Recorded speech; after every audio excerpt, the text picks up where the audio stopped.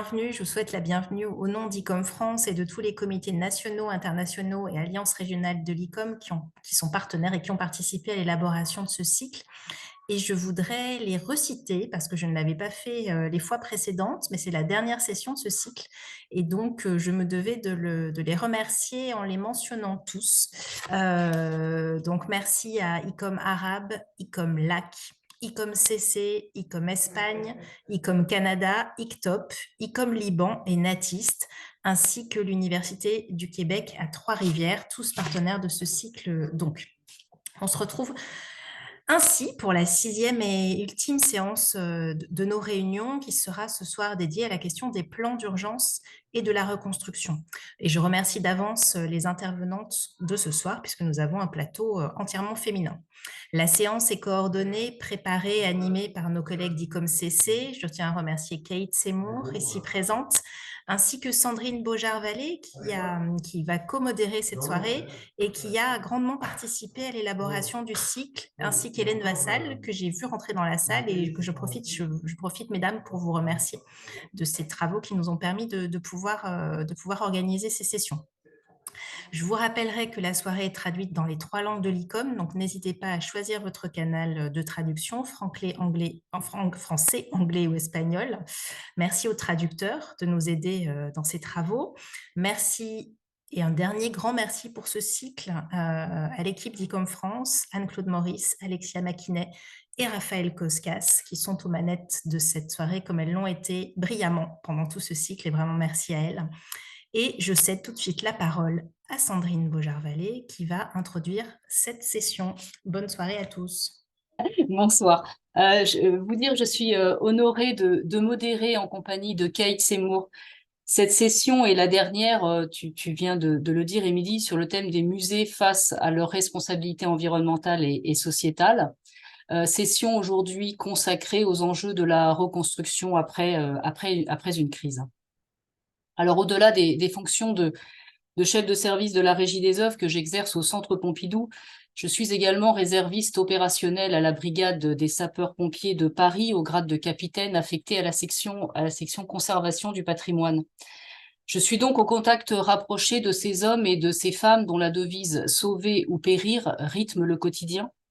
Sauver l'humain, bien sûr, mais aussi sauver le patrimoine en rappelant l'action déterminante de cette unité d'élite lors de l'incendie de Notre-Dame de Paris, à travers leur chef, le général Gallet, en fonction lors du drame.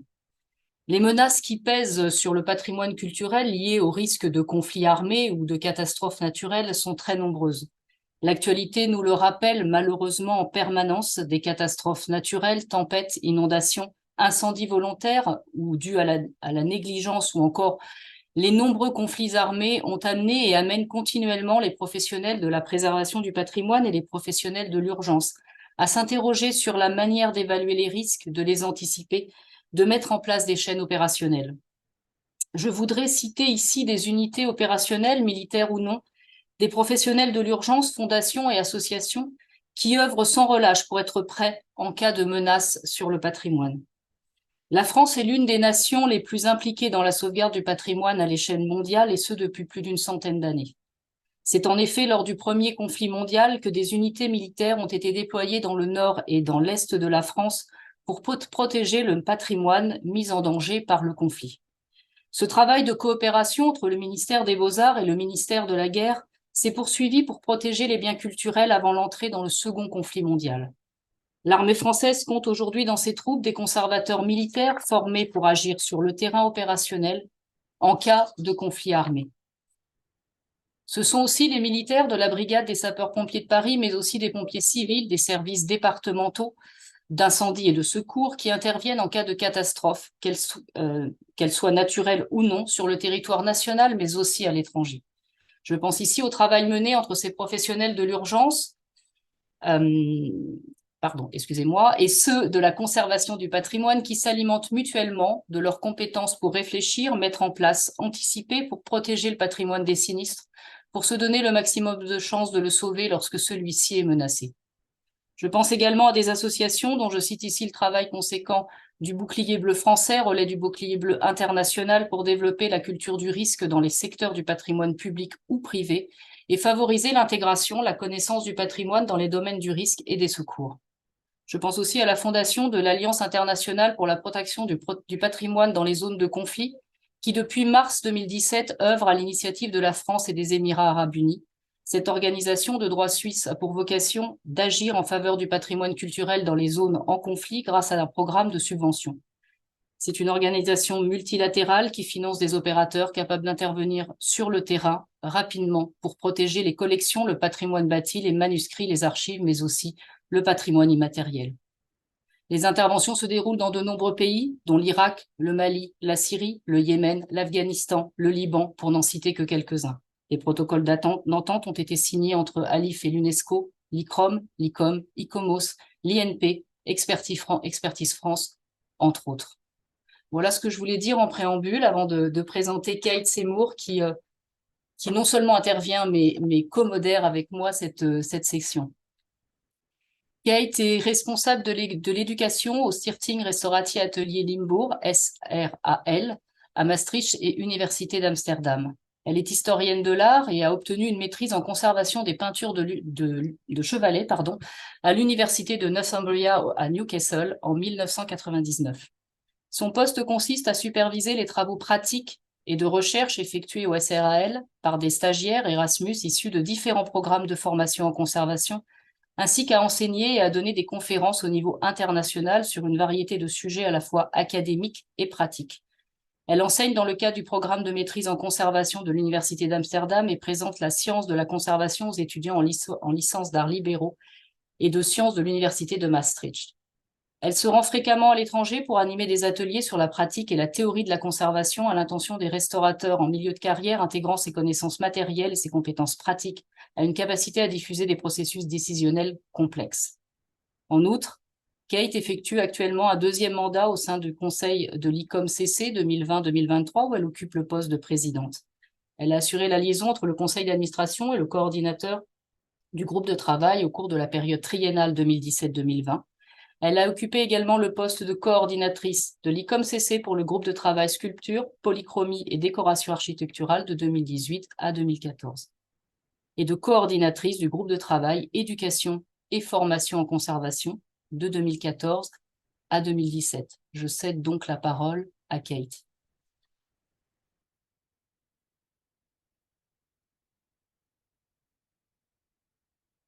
Merci Sandrine de cet accueil merveilleux et merci également à Emily pour l'introduction à cette session.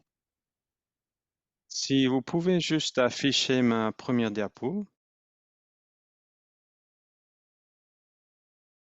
Donc c'est vraiment un plaisir pour moi de participer à ce cycle d'ateliers, de webinaires qui se concentre sur les musées et leurs responsabilités environnementales et sociales. Et chacun de ces webinaires a délivré des informations par rapport à un modèle durable et éthique. Alors, je pensais alors qu'on aborde la réflexion sur le plan d'urgence et de la reconstruction, je me suis dit qu'il serait bien de placer cet aspect dans le cadre des ODD. Mais il y en a beaucoup, il y a 17 objectifs de développement durable. Ils sont trop complexes pour les expliquer tous aujourd'hui et je pense on est bien familier avec ces différents objectifs. Donc, je préfère aujourd'hui évoquer les 5 P qui peuvent être utilisés pour mettre en œuvre ces objectifs de développement durable. Et je vais me concentrer sur les personnes et les partenariats qui s'y impliquent. Et comme vous allez voir, je pense en écoutant nos 3 intervenants après moi, on va voir une belle illustration du fait que si on travaille en partenariat avec des réseaux, cela va conduire à la prospérité, la paix et une amélioration également au niveau de la planète. ICOM CC, pour vous planter un peu le décor, nous faisons partie des co-organisateurs de cette session. Nous sommes l'un des comités internationaux le plus grand, avec des membres qui viennent de partout dans le monde. Vous pouvez voir la distribution de nos membres partout dans le monde. On a près de 5000 membres et on aimerait on aimerait voir plus de membres dans certaines zones. Et l'une de ces zones, bien sûr, c'est l'Afrique, comme vous pouvez le voir, et également le Moyen-Orient.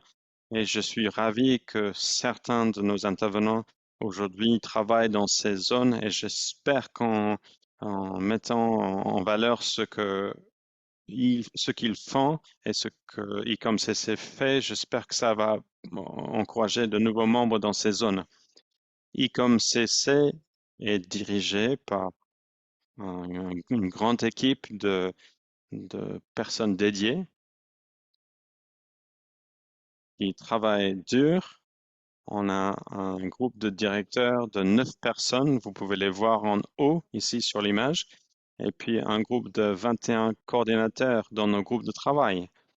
Nos groupes de travail couvrent un large éventail de sujets comme les textiles, la sculpture polychrome, les peintures, les graphiques, les matériaux photographiques, mais on a également des aspects tels que la théorie et l'histoire, la conservation préventive, et c'est l'un des aspects qui fait le lien avec le sujet d'aujourd'hui.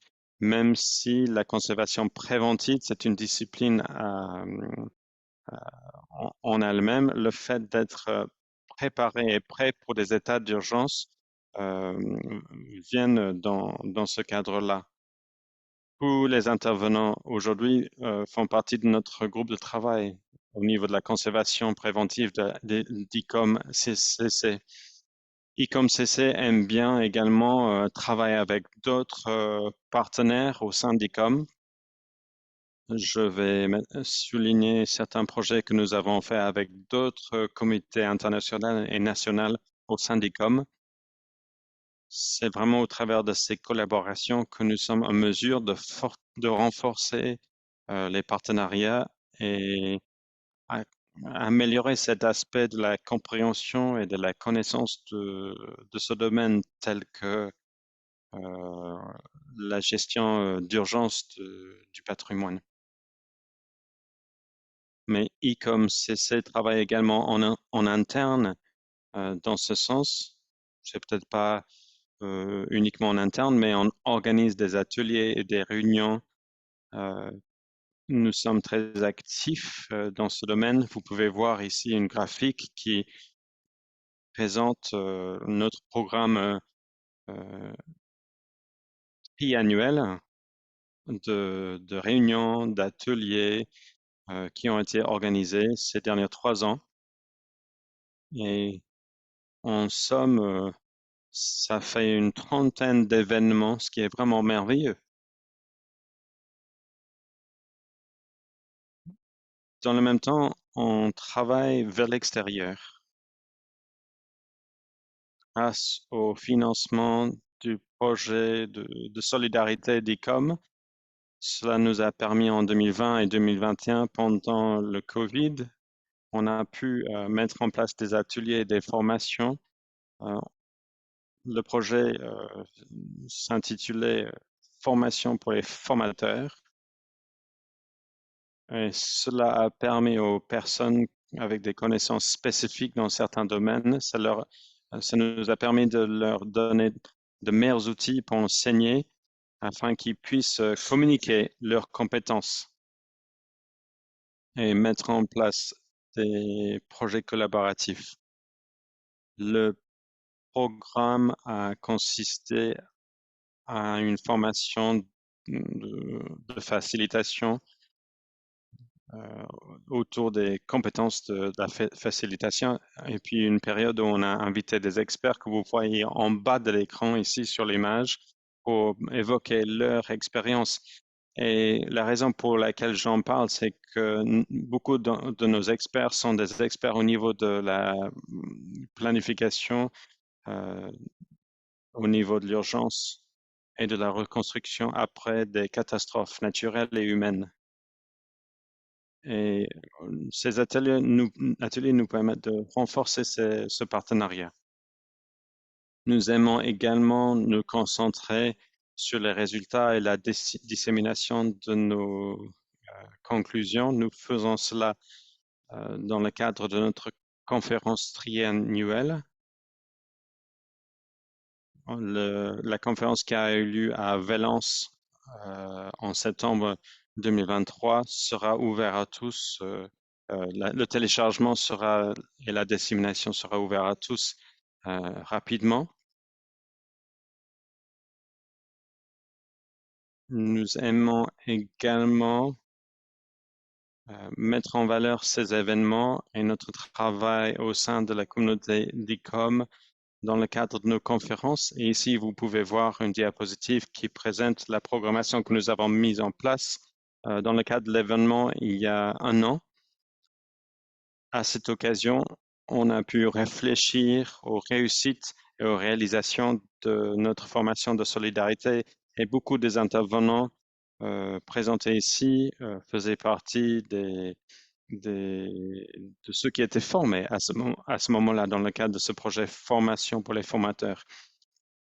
Je crois alors que ICOM-CC est l'une des entités au sein d'ICOM qui peut relier les personnes au moment de l'urgence et de la catastrophe, mais qui permet également le développement d'outils et de méthodologies pour gérer la catastrophe au moment de l'urgence. Je pense que c'était ma dernière diapositive. Est-ce qu'on peut avancer juste pour vérifier? Oui, je pense que c'est la fin. Donc, on peut fermer la présentation. Merci beaucoup. Donc, je ne veux pas prendre trop de temps parce que nous voulons écouter 3 intervenants vraiment merveilleux et nous voulons vraiment accueillir leurs expériences. Et notre première intervenante aujourd'hui est Anne-Marie Affèche, qui est directrice générale du Conseil général des musées. Au cours des 30 dernières années, Anne-Marie s'est engagée dans le domaine des musées, de la gestion du patrimoine culturel et plus particulièrement des objets archéologiques à la direction de musées. En 2018, elle a été nommée PDG et directrice générale du Conseil général des musées, un organisme public au sein du ministère de la Culture du Liban. Je ne vais pas lire toute la biographie parce que je veux lui laisser le temps de parole, mais elle va évoquer la revitalisation et la rénovation et la reconstruction du Musée national de Beyrouth qui a eu lieu entre 1975 et 1990 et la restauration de ce musée après les dommages dans le cadre de la guerre civile à Beyrouth. J'aimerais donc terminer mon intervention sur cette introduction à Anne-Marie. Bonsoir tout le monde. Je vais parler en français. Je remercie les organisateurs de cette session d'ICOM France, sa présidente Émilie Girard, toute l'équipe d'ICOM France et bien sûr Kate Simo, chef de l'ICOM CC, de leur invitation. Le thème de cette 6e séance que nous allons aborder nous est malheureusement bien connu, puisqu'un certain nombre de musées a expérimenté durant les récentes décennies des conflits armés, des pillages, des dégâts, et constitue des témoignages vibrants des destructions que subit le patrimoine culturel, notamment le patrimoine archéologique. Toutefois, ce que je propose de vous présenter est un cas d'étude qui remonte aux années 1990 et qui concerne le Musée national de Beyrouth et le plan d'urgence qui a été appliqué durant la guerre civile qui a secoué le Liban entre 1975 et le début des années 1990. Dans un premier temps, je propose de vous présenter les mesures qui ont été alors adoptées pour sauver la collection. Les actions et initiatives qui ont été réalisées ont cette particularité de n'avoir jamais été enregistrées préalablement en tant que plan d'urgence. C'est lors de la réhabilitation qu'ils ont été identifiés en tant que tels. Je rappellerai dans un deuxième temps les étapes qui ont permis au Musée national de Beyrouth de se relever à partir des années 1990, de retrouver la collection, de l'exposer à nouveau et finalement de se réapproprier ce patrimoine archéologique national qui raconte l'histoire ancienne du Liban. Depuis sa construction dans les années 1930, le musée a en effet été conçu pour abriter les antiquités qui témoignent du passé du pays. Il s'enrichit de collections archéologiques au fil des années de fouilles, de recherches qui couvre toutes les périodes depuis sa préhistoire et jusqu'à la période moderne, avec par conséquent des collections exclusivement découvertes au Liban. Au début de la guerre civile libanaise, en 1975, le musée ferme ses portes. Il se trouve à la lisière de la ligne de démarcation qui divisait à route est et ouest et subit d'importantes destructions. Les objets de la collection qui y étaient exposés ou placés dans les réserves ont été sauvegardés grâce au directeur, à l'époque, le directeur des Antiquités, Maurice Chehab, et sa femme Olga.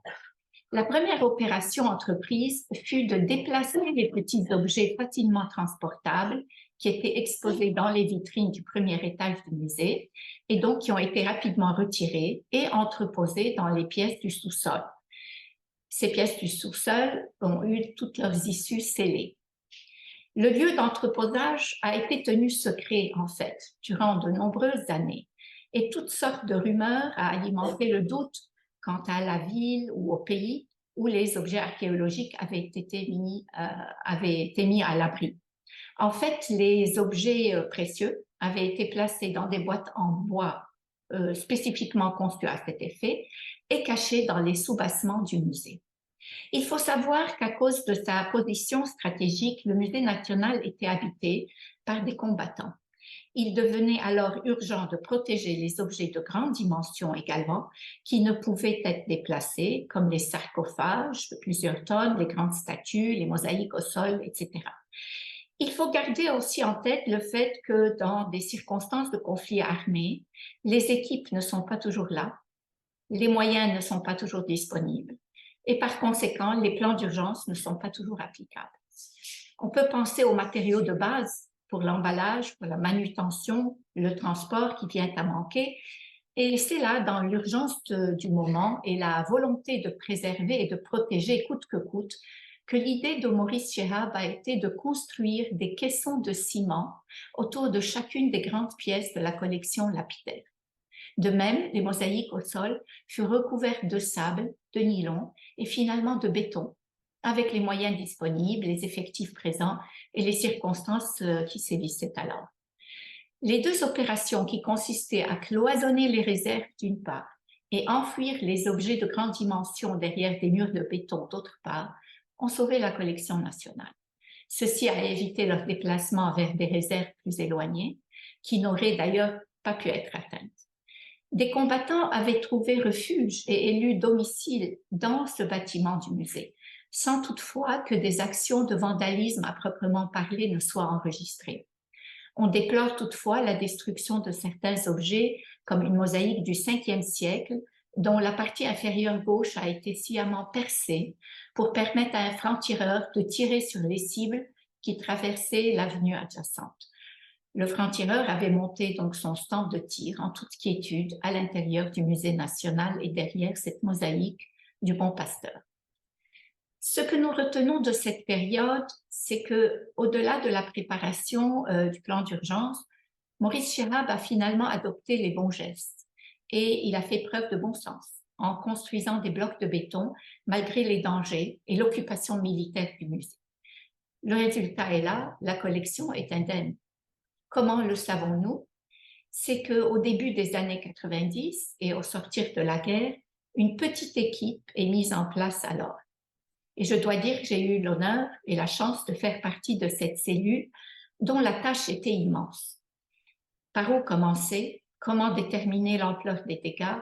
Que savions-nous de la collection qui était encore invisible à nos yeux, puisque soit cachée sous des blocs de ciment, soit enterrée dans les sous-sols du musée dont l'accès était toujours scellé et surtout en l'absence d'inventaire. Alors, plusieurs mesures ont été d'emblée adoptées, d'abord en informant. C'est ainsi qu'une exposition a été organisée dès 1993 sous le titre de Patrimoine déraciné, sauvons-le, afin de sensibiliser le public à la nécessité de restaurer leur musée. Deuxièmement, en sécurisant le bâtiment, et ceci a été la première phase de ce long processus de réhabilitation. Fermer les portes et fenêtres afin d'assurer la sécurité était une priorité pour que nous puissions entamer les opérations suivantes qui débutent en 1996. en documentant également ces grands moments de travail intense de l'équipe. Et je vois parmi nous la personne qui dirigeait à ce moment l'équipe, Suzy Hakimian, que je salue. Et donc, ce travail intense de l'équipe qui est démunie d'inventaire préalable et qui s'attelle à un nouveau système de catalogage et qui procède par étapes en filmant les moments clés. Ceci produira un documentaire intitulé Renaissance, Revival, qui est depuis présenté au Musée national à tous les visiteurs. Le temps de la réhabilitation est surtout mu par une envie de reconstruire, de se reconstruire, de replacer le musée au niveau national et international. Et le musée se positionne alors comme le symbole de la paix, de la réunification nationale, de la réappropriation de son patrimoine historique et archéologique. L'opération de décoffrage, et je vais vous montrer tout à l'heure quelques images, le décoffrage des objets de la collection lapidaire au rez-de-chaussée du musée aura été l'un des grands moments de la redécouverte des collections.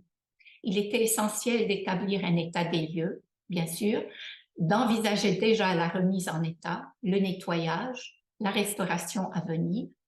Et l'ouverture des différents dépôts du sous-sol a apporté des problèmes différents, je dois dire, qu'il a fallu gérer au cas par cas. L'un des dépôts, qui portait le numéro 6, était dans ce sens le plus dramatique à cause des remontées d'eau qui avaient immergé les réserves et leur contenu, essentiellement du matériel céramique.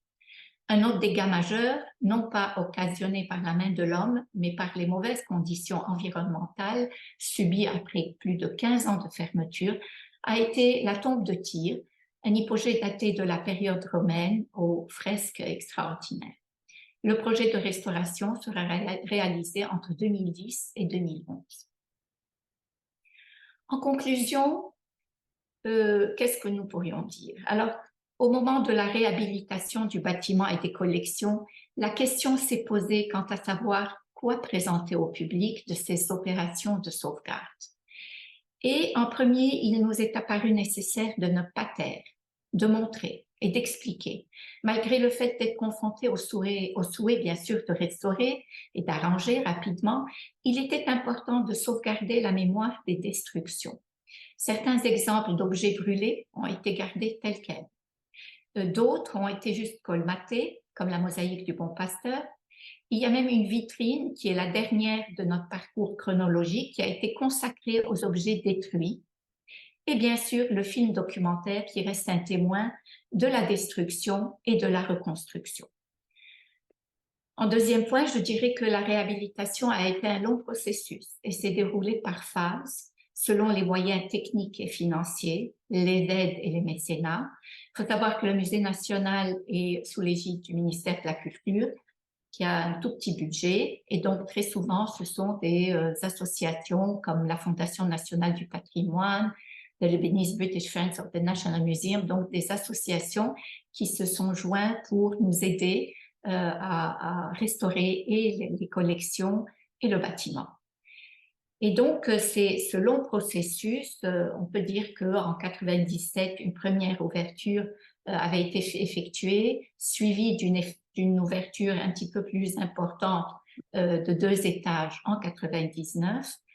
Par la suite, et ponctuellement, des salles comme celle de la tombe de Tyr a été inaugurée en 2011, suivie de la galerie d'IGA rebaptisée salle Maurice Gérard en 2013, et enfin l'ouverture définitive des salles d'exposition du sous-sol en 2016, soit 41 ans après la fermeture. Alors, en parallèle à tout le travail scientifique et technique de reconstruction, la sensibilisation du public à l'importance du patrimoine, à la nécessité de le protéger a été constante. Et il faut dire également que la guerre a fait favoriser la prolifération de fouilles clandestines et de nombreux objets de notre patrimoine se trouvaient alors déjà sur le marché illicite des antiquités. L'un des récents exemples de restitution est une tête de taureau en marbre. Découverte dans le site d'Eschmoun en 1967, cette sculpture du IVe siècle avant Jésus-Christ avait été volée des dépôts d'un des sites éloignés de Beyrouth en 1981. Et on la retrouve 35 ans plus tard Et à ce moment, un processus de restitution se met en place et aboutit en 2017 au rapatriement de cette pièce. Et je conclurai en disant que l'œuvre immense de Maurice Gérard pour la sauvegarde des collections du Musée national de Beyrouth, suivie par des années d'efforts pour la reconstruction, se sont toujours faits dans le respect du rôle du musée et de sa pérennité surtout au sein de la société. Je vous remercie de votre attention. Voilà notre musée national, la suivante. Voilà le musée durant la période de guerre civile. Vous voyez que la façade est très détruite. L'intérieur, la prochaine, la suivante. L'intérieur du musée, voilà le rez-de-chaussée. On aperçoit légèrement le premier étage, mais le rez-de-chaussée, vous pouvez voir ces blocs de béton qui étaient telle une exposition surréaliste un petit peu, avec tous ces projets, tous ces objets qui avaient été finalement cachés sous des blocs de béton. Il y avait des graffitis partout, il y avait des messages que ces personnes se laissaient éventuellement, mais la collection était sauve puisqu'elle avait été cachée à l'intérieur de ces blocs. La suivante. Voilà les vitrines également du premier étage en 1995. La suivante. Les blocs de béton. La prochaine. Voilà le dépôt 6 dont je vous parlais, une photo de 1996. Donc, tout ce qui avait été sur des étagères, sur des tables en bois, tout ceci avait disparu. Et toute la collection, essentiellement du matériel céramique, était immergée dans quelquefois quelques 50 cm d'eau. Et donc, ça a été un processus très long de repasser tout ceci, de sortir. On va dire que les inventaires se sont faits sur place pour ne pas qu'il y ait aucun objet qui ne sorte sans avoir un numéro d'inventaire. Et comme je vous disais, le catalogage, en fait, les inventaires ont été débutés à partir du numéro 1, puisque les anciens inventaires n'avaient pas été retrouvés ou certains papiers avaient été retrouvés brûlés ou immergés dans l'eau. La suivante. Voilà la mosaïque du Bon Pasteur avec cette installation du franc-tireur. Vous voyez ce trou qui a été donc percé dans la partie inférieure gauche de la mosaïque, qui est une mosaïque du 5e siècle. Et donc, à partir d'ici, ce franc-tireur était tranquille derrière les murs du musée. Et malheureusement, donc, le musée a été témoin, si vous voulez, et cette pièce en particulier a été témoin de combats violents. La prochaine. Donc, voilà l'opération de restauration. Nous avons décidé avec la responsable du laboratoire de conservation à l'époque, Madame Isabelle Scaff, nous avions décidé de garder ce trou plutôt que d'aller plus loin dans la restauration, de le colmater bien sûr, mais de le garder et surtout de le laisser comme un témoin de l'histoire du musée, de l'histoire de la mosaïque et finalement de l'histoire du Liban. La prochaine. Également, cette tombe, c'est une tombe qui a été, dont les fresques ont été transportées du site de Tyr au sud du Liban dans les années 1930 et qui avait été donc reconstruite, cette tombe exactement à l'identique. Et là aussi, les dégâts étaient immenses. Cette mosaïque qui avait, ces fresques du 1er siècle qui avait subi beaucoup de dégâts, notamment à cause de l'environnement et de l'humidité. La prochaine. Voilà aujourd'hui à quoi ressemble cette tombe de Tyr après la restauration donc de 2 ans en 2010 et 2011. La suivante. Et voilà notre musée. Je pense que c'est la dernière photo avec ces 2 étages et le sous-sol qui donc ouvert malgré tout grâce à une aide donc du gouvernement italien. Et 41 ans plus tard, les 3 étages du musée donc étaient à nouveau ouverts au public. Je vous remercie. Merci. Je vais prendre la parole. Merci Anne-Marie pour votre présentation qui est très éloquente, qui me touche personnellement beaucoup parce que je suis venue enseigner au Liban, à Beyrouth et à Byblos encore récemment cette année avec l'Institut national du patrimoine et en collaboration avec la direction des antiquités, générale des antiquités. J'ai donc eu l'occasion de voir le personnel qui travaille donc sur les différents sites, d'échanger beaucoup avec eux durant ces formations, mais aussi en dehors de la formation, dans les temps un peu plus calmes où les gens se confient, où certains ont connu cette guerre civile, m'ont raconté effectivement ce que vous venez de nous relater ce soir, de ces images aussi que j'avais vues en partie, mais qui sont malheureusement, j'ai envie de dire, extrêmement parlantes. Et en termes de résilience, je dois dire que ces personnes que je considère, je n'ai pas, voilà, je le dis en toute franchise comme des amis, ont une force incroyable.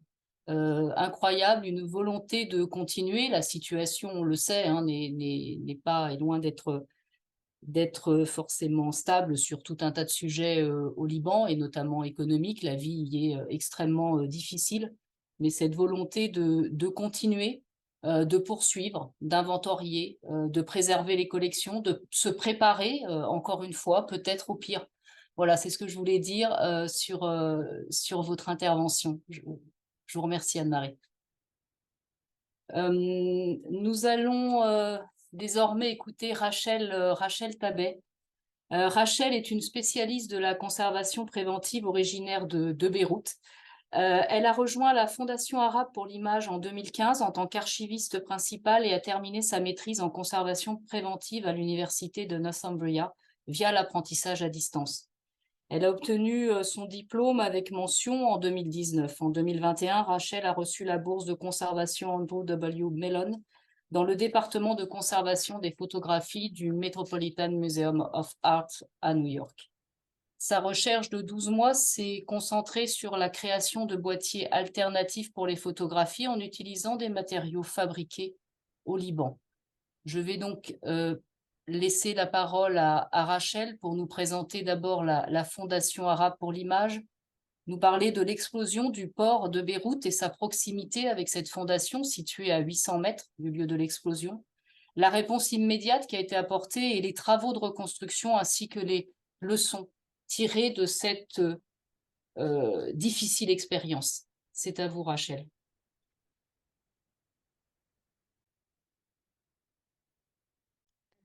Bonsoir à tous et à toutes. Merci beaucoup, Sandrine, pour cette introduction. Merci beaucoup de m'avoir invité à être parmi vous ce soir. Comme Sandrine l'a dit, je vais parler aujourd'hui de la réponse urgence suite à l'explosion dévastatrice au port de Beyrouth en 2020. Prochaine diapositive, s'il vous plaît. Merci. C'est celle-là, oui. Donc, avant d'aller plus loin, je voulais prendre du temps pour vous présenter la Fondation arabe pour l'image, l'AIF. Cela a été fondé en 1997 en tant qu'organisation à but non lucratif à Beyrouth. Et cela en réponse au manquement d'efforts pour la préservation du patrimoine photographique depuis 26 ans. L'AIF collecte et inventorie des collections d'images de la région MENA et de la diaspora arabe. Il y a maintenant plus de 300 collections qui contiennent plus de 500 000 objets photographiques. Prochaine diapositive, s'il vous plaît. Le 4 août 2020, une énorme explosion de 2770 tonnes d'azote a décimé la moitié de la ville de Beyrouth. Voici une photographie que j'ai prise le matin alors que je me préparais à aller travailler. Le bureau se situait à 800 mètres du port, ce qui nous a mis dans la zone d'impact direct de l'explosion. À droite, vous voyez une capture d'écran de Google Maps et j'ai indiqué la situation du port et la situation de l'AIF. Prochaine diapositive, s'il vous plaît. La nuit de l'explosion, la réponse immédiate a été de nous assurer de la sécurité du personnel. Un seul personnel, le coordinateur des actifs numériques qui était au bureau, il a été blessé. Mais heureusement, il a pu être soigné par les équipes médicales. Il a pu s'en remettre complètement. La deuxième réponse immédiate était de nous assurer de pouvoir récupérer les disques durs. Clémence Cotta, notre responsable de la conservation et notre agent de communication ont pu se diriger vers les bureaux afin de déplacer les disques durs vers une localisation plus sécure. Je dois les faciliter de leurs actions lors de cette situation d'urgence parce qu'il est difficile d'imaginer l'état de la ville dans les 3 heures suivant l'explosion. Il y avait un accord verbal avec le musée Sursock qui se situe à côté de notre bureau. C'est à 5 minutes à pied. Clémence, Walad ont dû se déplacer à pied dans un état total de panique afin de faire transférer les disques durs. Le lendemain, nous sommes rendus aux locaux afin de voir l'étendue des dommages. Vous voyez à droite un bureau couvert de verre. C'était mon bureau à l'époque.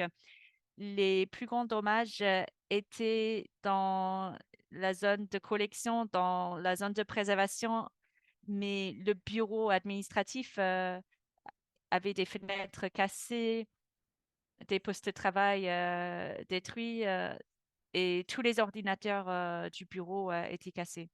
Prochaine diapositive, s'il vous plaît. Et voici ce à quoi ressemblait la salle de stockage froid.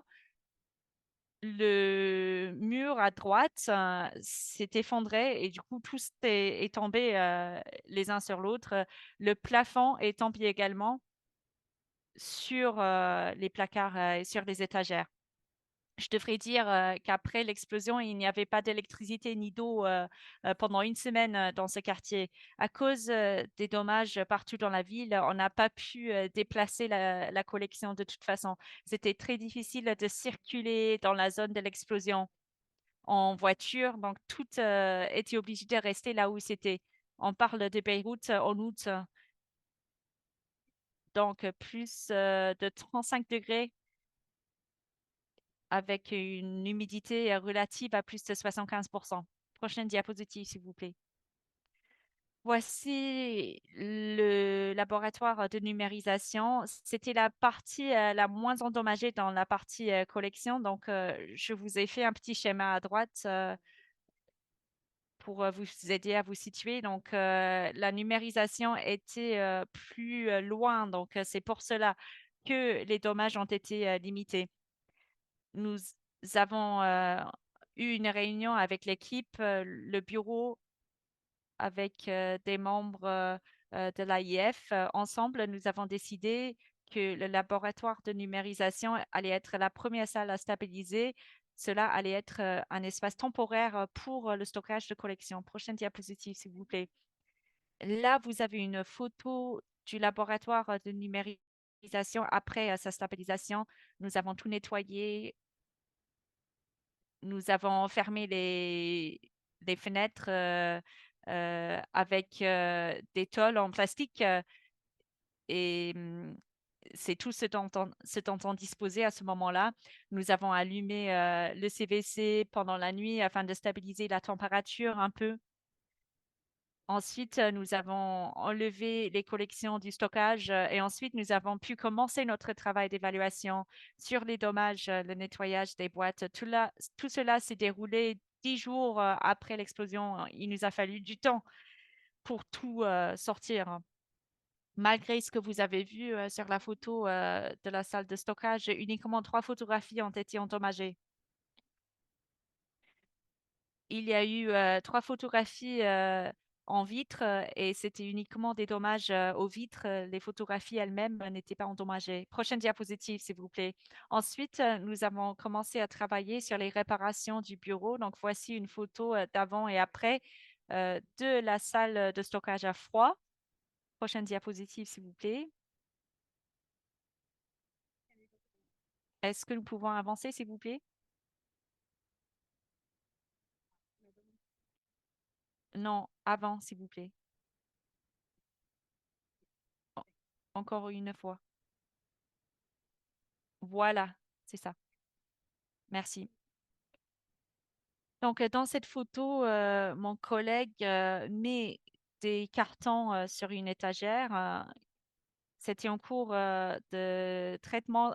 Il s'agissait d'une partition, un cloison que nous avions réparé. Donc, il y a eu un placard avant qui a été complètement endommagé. Nous avons pu réparer uniquement les étagères. Donc, afin de sécuriser tous ces cartons, nous avons utilisé des cordons de seau à l'élastique parce que la situation était loin d'idéal. Nous avons donc commencé à travailler sur une proposition de nous déplacer vers de nouveaux locaux afin de prioriser le travail sur ces collections aussitôt que possible. Prochaine diapositive, s'il vous plaît. Voici une photo d'avant et après du laboratoire de la numérisation. Ils ont pu reprendre la numérisation en novembre de 2020. À ce moment-là, nous avons travaillé sur la numérisation de tous les albums dans les collections de l'AIF. Prochaine diapositive, s'il vous plaît. Donc, en ce qui concerne les leçons, ce n'est pas une coïncidence que les collections étaient bien préservées malgré les scènes initiales assez apocalyptiques en 2019.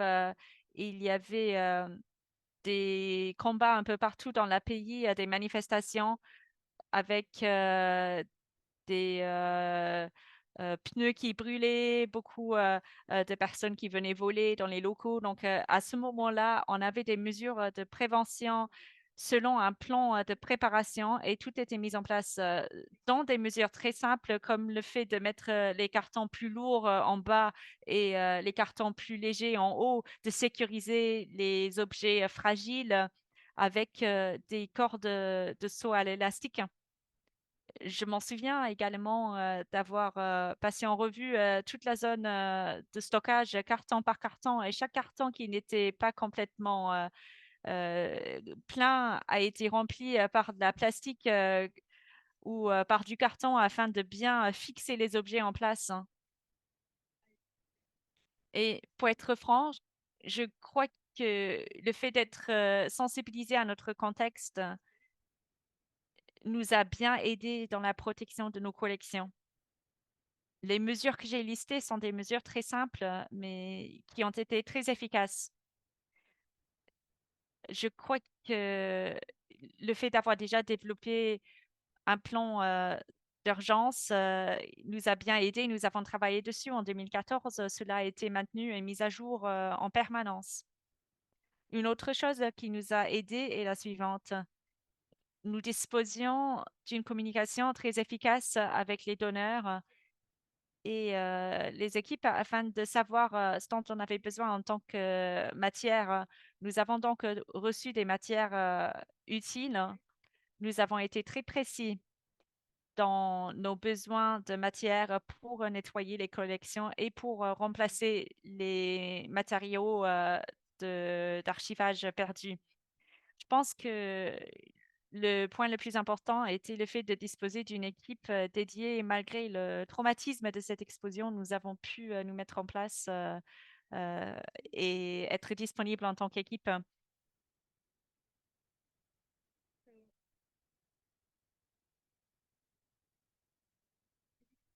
Je voulais juste dire un grand merci à toutes les personnes présentes pour nous aider. C'était beaucoup de nos stagiaires précédents, notre personnel a déjà parti, qui nous a recontactés afin de nettoyer les collections. Je n'ai pas de photographie avec toute l'équipe, mais là, vous voyez Charbel, El Khoury et Charbel Saud qui nettoyaient les collections. Merci beaucoup. Merci beaucoup, Rachel. Vous avez fait du très bon travail et ce n'est pas évident de faire cela immédiatement suite à une telle catastrophe et je suis contente de savoir que votre personnel se porte bien suite à cette explosion et qu'uniquement 3 vitres de photographie ont été endommagées. Merci aussi pour vos conseils, ce que vous avez montré dans les dernières diapositives, le fait d'avoir ce plan d'urgence qui est ressorti régulièrement pour le mettre à jour et aussi être souple au niveau du temps de mise en œuvre parce qu'on ne sait jamais si on peut accéder au site, s'il y aura de l'eau, si s'il y aura du verre qui arrive à travers des fenêtres. Cela a été excellent ce que vous avez présenté, même si c'était une catastrophe affreux pour la ville, pour la collection, pour la ville de Beyrouth, hein. Pour avancer ce dont Rachel a parlé, ce qu'Anna-Marie a dit également, on parle de la formation, on parle de la préparation. Et je suis ravie maintenant de vous présenter notre dernier intervenant, Aparna Tandon, qui est un représentatif de ICROM. Aparna Tandon est responsable de programme de l'ICROM à Rome. Elle dirige la conception stratégique de développement de partenariat, la mobilisation des ressources ainsi que la mise en œuvre du programme phare. C'est une initiative en matière de développement des capacités dont le réseau d'anciens élèves s'entend à plus de 100 pays. Je pourrais passer 10 minutes pour parler d'Aparna et sa carrière est extraordinaire, son impact sur le terrain, mais je vais lui passer la parole maintenant afin qu'elle puisse s'exprimer sur cette approche holistique globale et réponse en cas d'urgence. À vous la parole.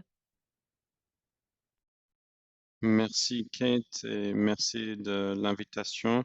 Merci à tous les participants ICOM qui sont impliqués dans cette initiative importante et j'ai beaucoup apprécié ces 2 interventions qui m'ont précédé. C'était vraiment merveilleux comme introduction pour ce que je vais partager avec vous.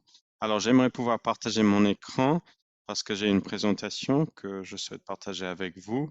Je ne sais pas si ça peut fonctionner.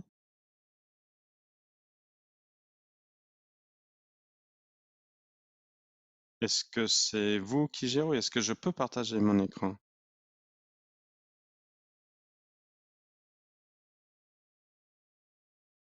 Vous pouvez voir l'écran? Merci beaucoup. Alors, j'aimerais commencer avec l'autre aspect que j'apporte. J'apporte un autre aspect au niveau des plans de gestion d'urgence.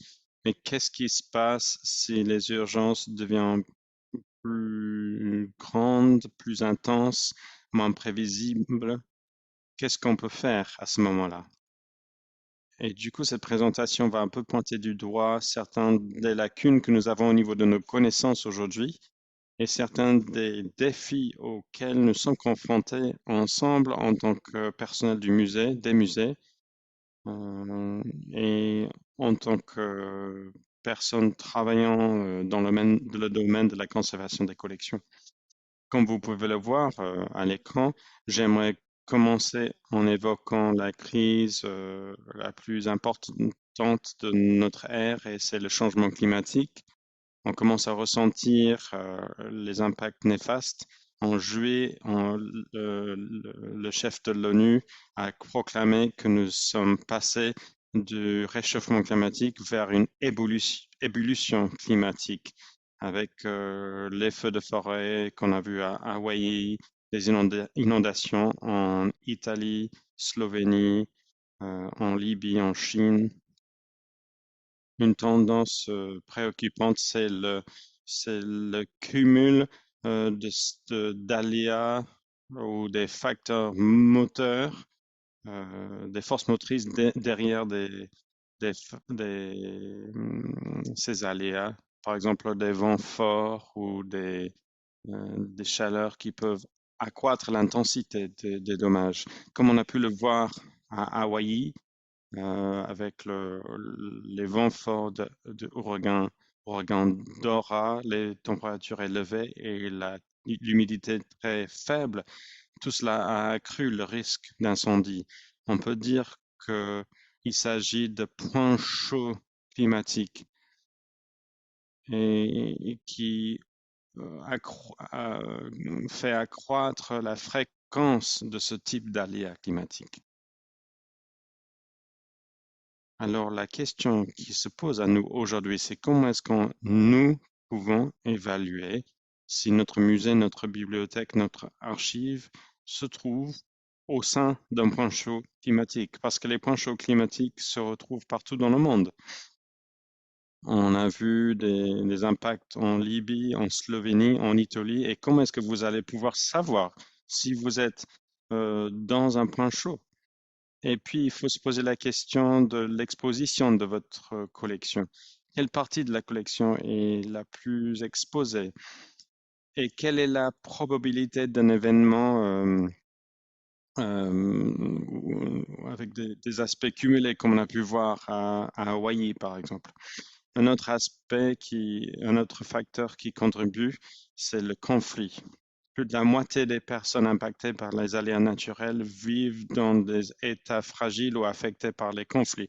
Kosovo et Bosnie-Herzégovine, dans les Balkans, sont un exemple direct. C'est une citation de la Banque mondiale. Alors, le programme de phare pour la résilience du patrimoine culturel en temps de crise cherche à renforcer des capacités dans les communautés à ce moment-là. Et ce programme se construit sur un travail qui date de 10 ans pour la gestion de ce type de crise. Au travers d'un programme de 2 ans de travail, nous cherchons à développer un outil de gestion des risques climatiques pour des collections et des sites de patrimoine qui va permettre d'identifier des aléas en lien avec le changement climatique et qui va permettre aux praticiens d'évaluer l'impact probable sur leur collection. En fait, c'est un outil qui permet à la science climatique de devenir abordable pour nous. Nous ne sommes pas scientifiques climatiques. Nous n'allons pas pouvoir acquérir ces connaissances rapidement, mais ce que nous devons faire, c'est savoir où sont les données et comment est-ce qu'on peut apporter ces aspects dans nos plans de gestion des risques actuels. Nous devons donc également chercher à surligner des méthodes pratiques pour atténuer et adapter au changement climatique. Il faut également travailler avec les connaissances traditionnelles qu'ont déjà les musées, les bibliothèques et les archives afin de pouvoir s'adapter au changement climatique. L'un des aspects importants de ce travail et ce type d'évaluation des risques, c'est le fait de développer des scénarios de risques combinés pour voir pas maintenant, pas à l'avenir, mais d'ici 30, 40, 50 ans, ce qu'on va avoir en termes de risque au Liban, en France. Et ces scénarios doivent être travaillés avec les départements météorologiques, les services de gestion de risques d'urgence, afin de pouvoir comprendre comment on va pouvoir gérer ce type de risque extrême à l'avenir. C'était merveilleux d'entendre la présentation de la Fondation de l'image arabe. Mais imaginez un scénario où vous ne pouvez pas sortir de la maison pour pouvoir prendre soin de cette collection, ou peut-être votre accès à la collection va être pleinement empêché. Qu'est-ce que vous allez faire à ce moment-là? Qui va venir sécuriser le patrimoine dans ce type de scénario? Et c'est ce genre de risque auquel il faut se préparer. Il faut renforcer notre capacité dans ce sens. C'est pour cela que nos formations sont à l'adresse des équipes multidisciplinaires et pluridisciplinaires. Je dois insister sur ce point. Nous ne pouvons pas rester dans nos équipes sans apporter les contributions des spécialistes de ce domaine afin de comprendre l'impact de ces aléas. Il est également très important de modéliser les risques afin de comprendre l'impact au niveau local dans nos institutions. Nous avons cherché à faire cela de manière systématique dans le cadre de protection civile afin de mettre en place des formations conjointes et comprendre leur langage, leur manière de fonctionner. Une vraie victoire pour nous a été l'intégration avec une intégration avec les orientations de l'ONU pour la gestion des risques dans le cadre du patrimoine. Et ce travail que nous avions fait a été accepté par le bureau de l'ONU pour les affaires humanitaires. Et ce travail a été accepté par l'UNESCO et d'autres agences. L'un des autres risques auxquels nous sommes confrontés, qui nous empêche de gérer les risques de manière efficace, c'est le manque de données. Avec chaque catastrophe, nous perdons le patrimoine. Il y a des dommages au patrimoine, mais les données au niveau de cette perte sont incohérentes et insuffisantes. À son tour, cela empêche notre compréhension des risques en lien avec le patrimoine. Cela limite notre capacité de prévenir des dommages futurs et nos réponses sont souvent ad hoc. Par exemple, avec l'explosion à Beyrouth, il y a eu des dommages pour beaucoup d'actifs patrimoniaux. À quel point est-ce qu'on a pu les récupérer? Quelles parties sont aujourd'hui fonctionnelles à nouveau? Cela nous a également rappelé parce que on a mis 41 ans pour que le musée puisse fonctionner comme on a pu l'entendre. C'est tout ce qu'il faut dire. On n'a pas besoin de dire plus. Il faut rassembler plus de données, récolter plus de données. Afin de faire cela, nous avons développé une application open source qui peut être utilisée par tous et nous avons développé des formulaires pour des événements catastrophiques. On a pu les expérimenter dans plusieurs pays, y compris l'Ukraine. À ce moment-là, on peut également développer des estimations du coût et des coûts.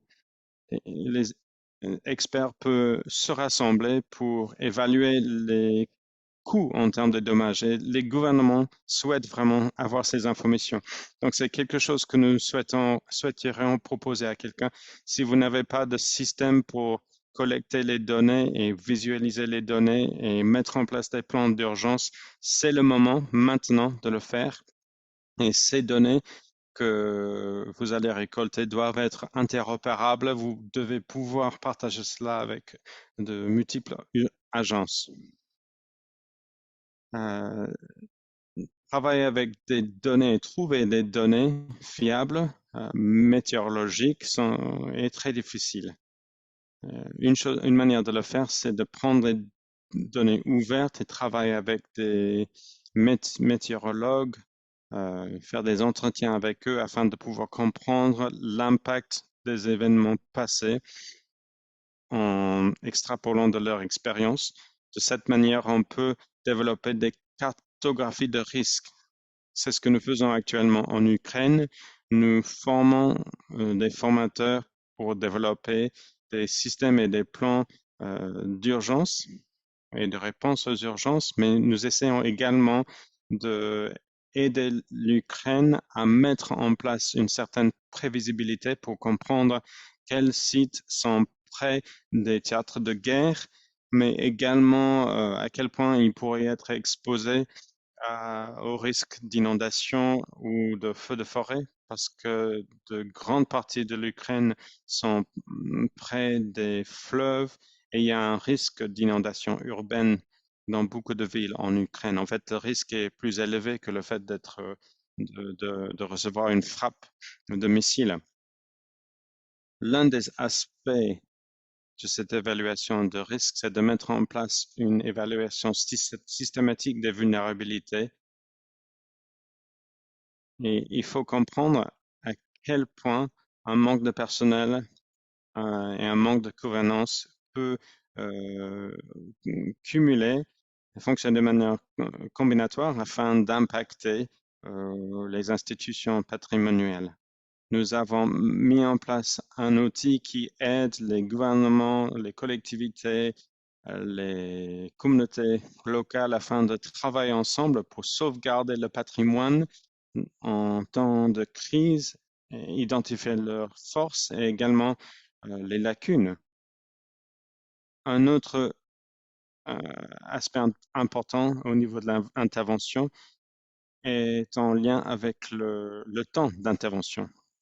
Parce que quand on commence à sauvegarder le patrimoine dans des lieux de conflit, il ne faut pas accroître les tensions sociales. Donc, un outil qui est utilisé, c'est l'analyse du conflit. Nous avions l'impression qu'il y avait une lacune ici dans le cadre patrimonial. Il y avait un manque de compréhension des différences culturelles qui peuvent enflammer les tensions. Donc, ici, c'est un outil qui peut être utilisé de manière très simple afin que ceux qui œuvrent sur un site peuvent évaluer leur risque de conflit en identifiant des mesures préventives pour éviter le conflit dans le cadre des interventions patrimoniales. Maintenant, quelques astuces que j'aimerais partager avec vous. Je vais aller très vite.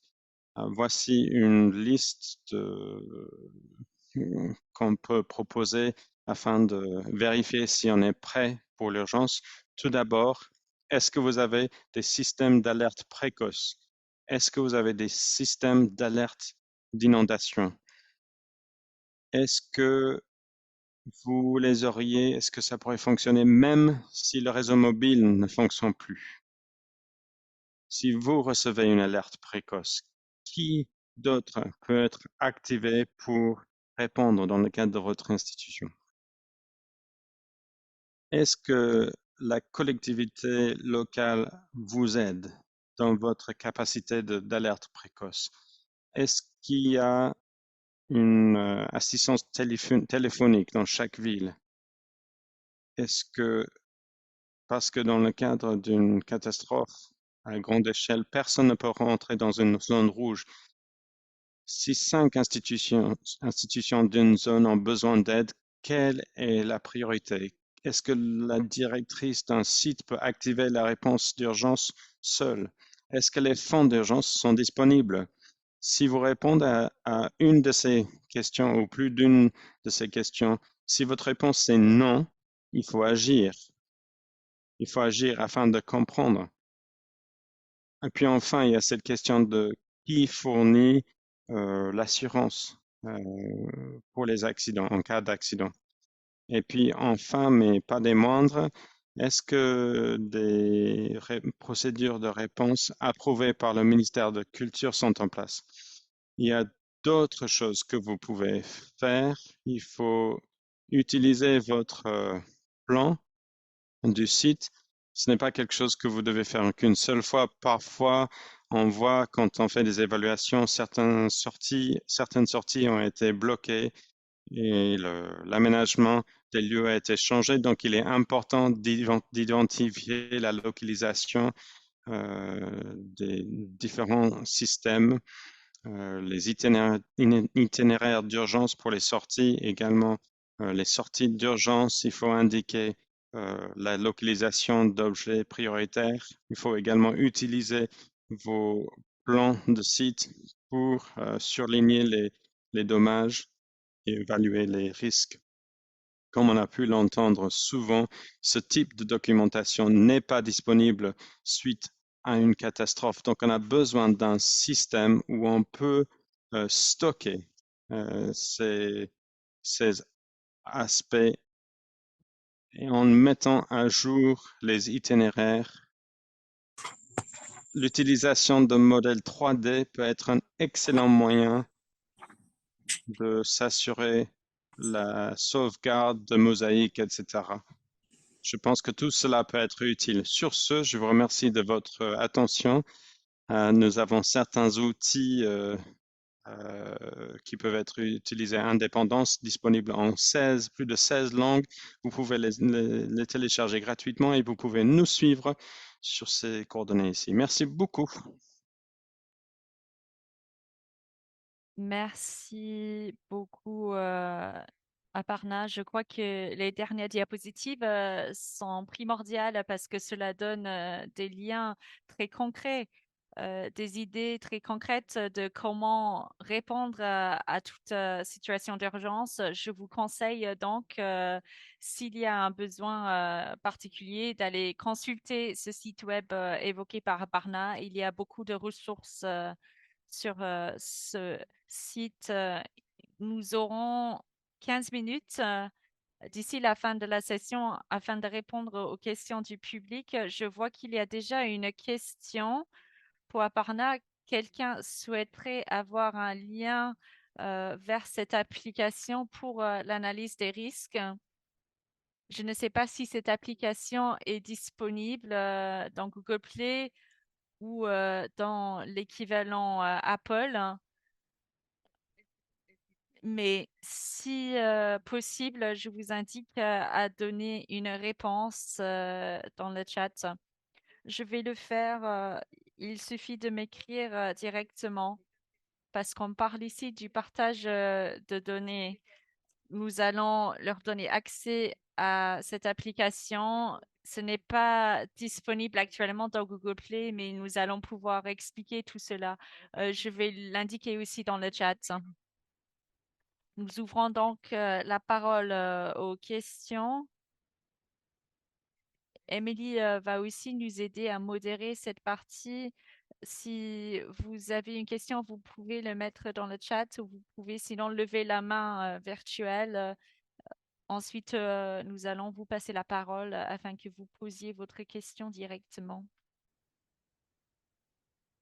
Kate, il y a une question de Catherine Stevens, pardon si j'écorche votre nom, qui demande si, alors je ne sais pas Kate, si au sein d'ICOM CC ou d'autres collègues ici avaient eu des contacts avec nos collègues palestiniens pour voir si, voilà, et si on s'était rapproché d'eux pour les faire intervenir à cette soirée. Je peux répondre déjà au nom d'ICOM France pour dire qu'on n'a pas de contact encore avec nos collègues palestiniens qui sont hélas, je pense, occupés par d'autres sujets, mais qui sera évidemment intéressant de pouvoir les contacter pour avoir leur expérience et leur témoignage sur ce qui se passe actuellement, bien évidemment.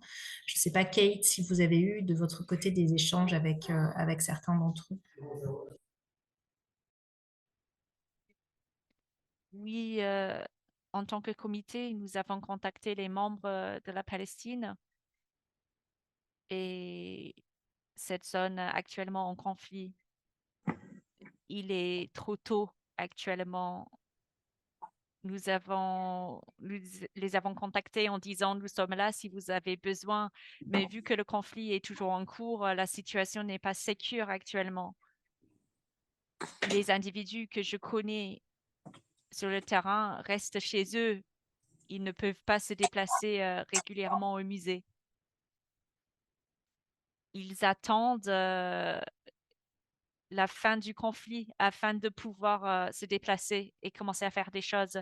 Et c'est à ce moment-là que nous allons pouvoir être les plus utiles.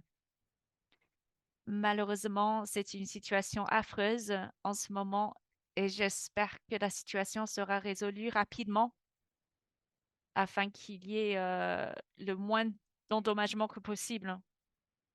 Nous allons pouvoir mettre à jour, partager des informations à toute la communauté plus tard dans le conflit.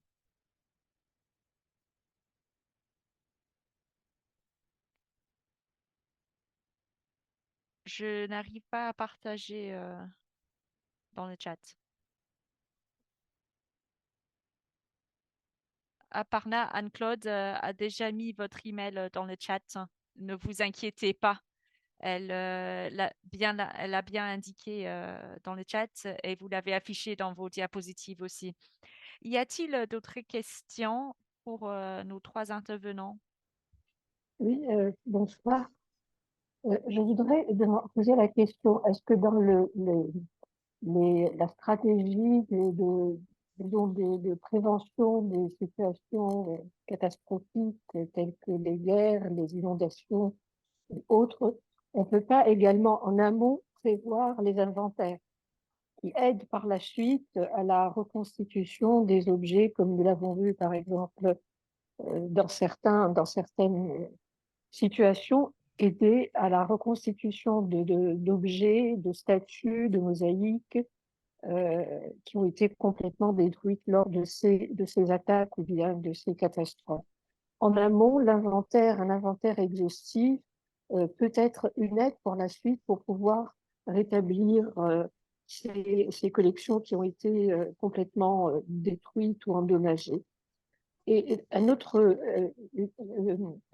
point, c'est dans toutes ces situations d'urgence, de catastrophe, il y a toujours quelque chose qui va se développer à côté, c'est le trafic illicite qu'il faut aussi prendre en compte et considérer dans la planification que nous allons faire par la suite pour surveiller et pour rétablir l'ordre qui existait auparavant. Nous savons très bien que lors des conflits, des inondations, de toutes ces catastrophes, il y a un développement accru du trafic illicite sous toutes ses formes. Merci.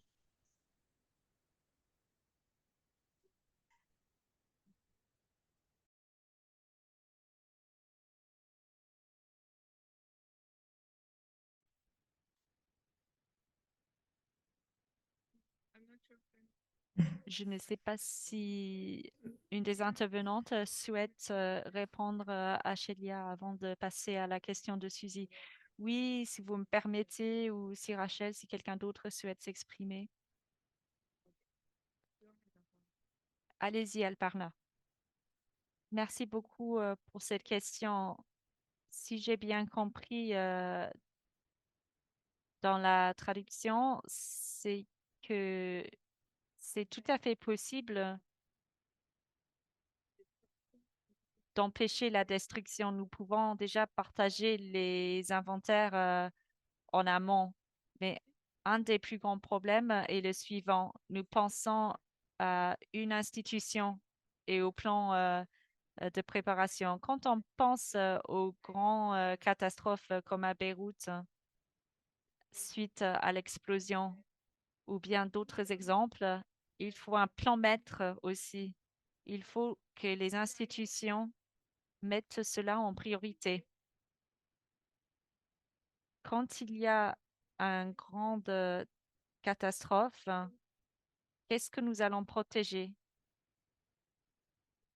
Qu'est-ce qui va recevoir la plus haute sécurité?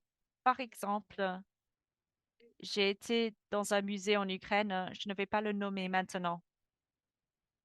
Ils avaient 175 objets, 1000 objets, avec la documentation uniquement de 75 000 de ces documents. Donc, comment établir des priorités dans ce cas-là?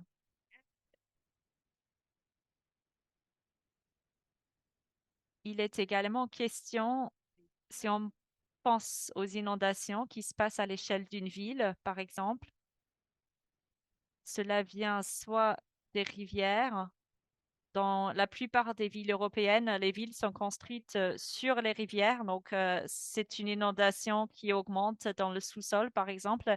Il doit y avoir beaucoup de pluie avec la défaillance d'une infrastructure urbaine. Bien comprendre d'où cela vient afin de bien sécuriser la mosaïque en regardant à la localisation de cette mosaïque au sein du bâtiment. Et c'est pour cela que c'est très important de comprendre d'où viendrait toute inondation afin de pénétrer dans le bâtiment, d'où viendrait un feu, un incendie, quelle partie va être impactée directement. Et cela nous permet de bien sécuriser les collections. J'espère que la réponse a été claire. Merci Aparna, cela a été très clair. Nous avons une autre main levée. Anne-Marie, vous vouliez dire quelque chose? Oui, juste pour répondre à Shadia. Oui, tout à fait. Je ne sais pas si je devrais répondre. Vous avez absolument raison. Les inventaires, et on ne le dira jamais suffisamment, c'est la base et la première étape, la dernière étape, tout doit se faire constamment et les inventaires, c'est un petit peu la sécurité de nos musées. C'est une étape très importante, malheureusement, ne serait-ce que ce n'est pas uniquement dans nos musées, mais l'inventaire doit se faire aussi à un niveau beaucoup plus large pour les monuments, pour les bâtiments, pour les sites, évidemment. Mais dans nos musées, malheureusement, très souvent, les inventaires ne sont pas encore complets, disons. Mais je suis absolument d'accord. C'est une priorité.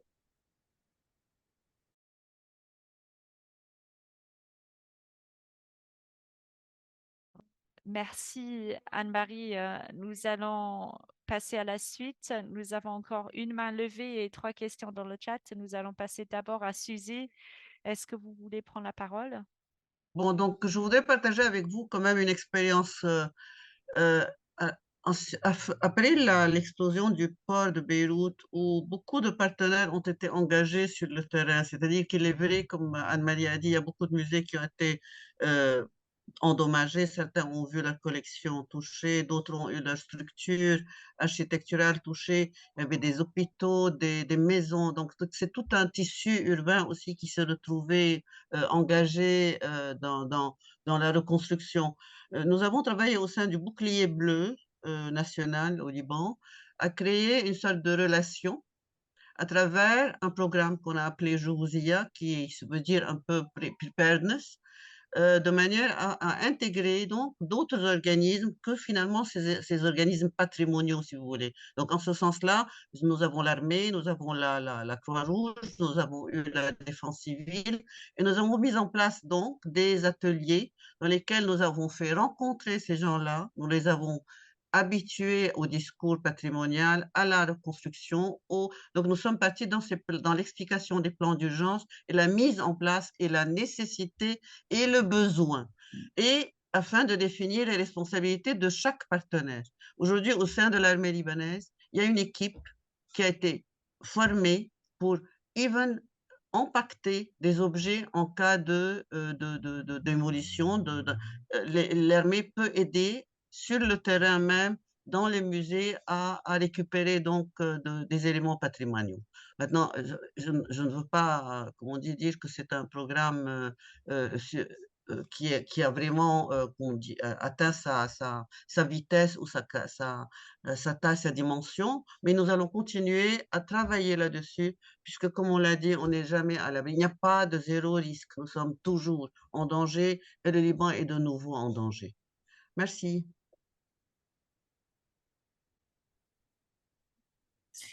Nous avons, je crois, 3 questions. Je vais essayer de synthétiser dans le chat.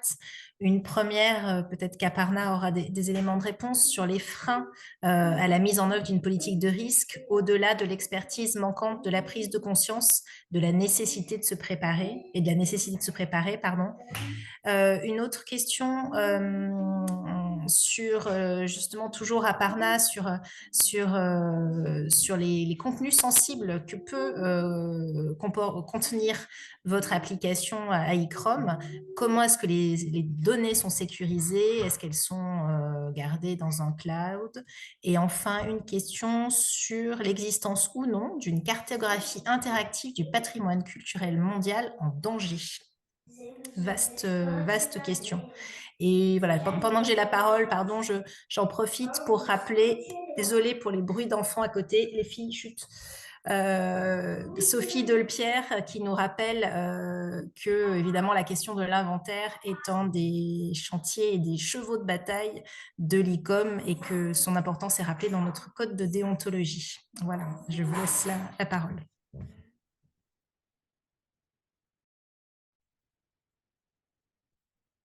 Merci. Très bonne remarque de la part de tous les collègues.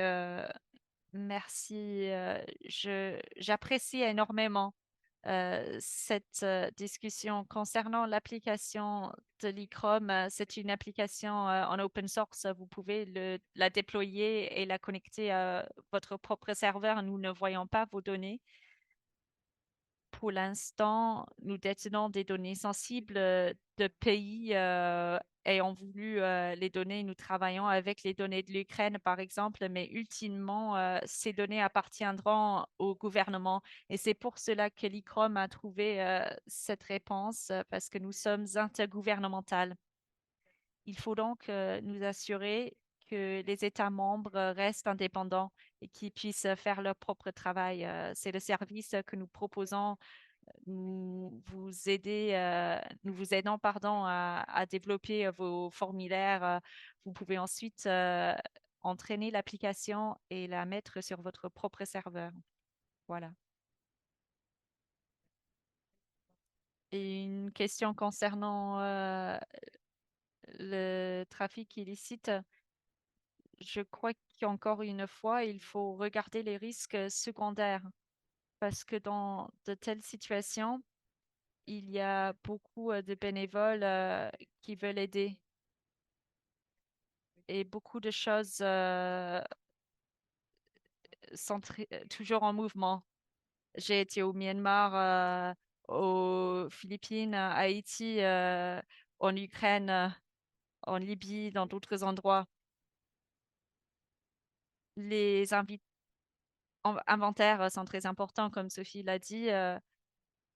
Si nous savons où est-ce que les choses devraient être, il y a aussi une deuxième tendance de se lancer à l'eau très rapidement. C'est important d'effectuer des évaluations de risque parce que cela nous permet de garder des traces dans notre domaine. Il y a cette tendance de secourir en premier et d'évaluer plus tard et de documenter plus tard. De dire, ah, cette photographie est dans l'eau, elle va disparaître. Prenez un moment pour la localiser. Et des documentations utiles. Nous produisons des évaluations de conditions. Il faut comprendre ce que nous faisons en temps de catastrophe. C'est des évaluations de risque ou de dommages. C'est des informations beaucoup plus précises, beaucoup plus courtes, en utilisant un glossaire qui est facile à comprendre. Merci, Aparna. Je pense que c'est un très bon point pour terminer, pour parler du langage. Effectivement, non seulement l'anglais, le français, l'espagnol, mais aussi la terminologie qui est utilisée et comment déployer cela très rapidement. Je suis très consciente du temps. Nous avons dépassé le timing. Je sais qu'il y a des questions qui attendent toujours une réponse, mais afin d'aller un peu plus vite, nous pouvons vous dire que les réponses seront données par email par les intervenantes si vous voulez les contacter. Merci beaucoup aux trois intervenantes. J'ai beaucoup apprécié l'interconnectivité entre ces interventions pour le public, ces études de cas ou des catastrophes. Les deux sujets, donc, à long terme et au court terme, et les réponses. Cela a permis de donner du contexte à cet élément du global parce que chez ICROM, vous êtes devenus des experts dans le domaine. Je vous invite à prendre des leçons que Rachel et Anna-Marie ont partagées et j'espère vivement que nous allons pouvoir mieux nous préparer aux catastrophes, utiliser vos réseaux afin d'obtenir ces réseaux et ces compréhensions. Donc, voici pour mes remerciements. Je vais passer la parole à Émilie pour clôturer la session. Merci beaucoup. Un grand merci à vous toutes, mesdames, pour cette soirée, ces témoignages et ces synthèses qui, je pense, ont été extrêmement éclairants. Je voulais simplement terminer cette séance en rappelant le titre qui était celui de notre cycle pour cette année 2023, les musées face à leurs responsabilités environnementales et sociétales vers un modèle éthique et durable. Ce terme de responsabilité, je trouve qu'il a trouvé vraiment un nombre d'échos extrêmement important à travers ces 6 sessions, car elles sont nombreuses, nos responsabilités en tant que professionnels de musée, et peut-être encore davantage dans l'époque que nous traversons. Et en matière de développement durable, qui a été notre fil conducteur sur cette année, on voit que les enjeux sont nombreux et qu'ils touchent tous nos domaines de compétences, tous nos domaines métiers. Les exemples et les réflexions qui ont été présentées pendant ce cycle montrent combien, pour nous, professionnels, je le redis, ce terme est important, ces sujets sont pris à bras-le-corps et je pense qu'on peut s'en féliciter. Nous avons eu des exemples éclairants et inspirants que vous pouvez retrouver sur la chaîne YouTube d'ICOM France, sur son site. Et n'oublions pas qu'il est prévu une publication qui fera la synthèse de l'ensemble des 6 séances que nous venons de traverser. Je voulais simplement terminer par remercier une nouvelle fois tous les partenaires de ce cycle.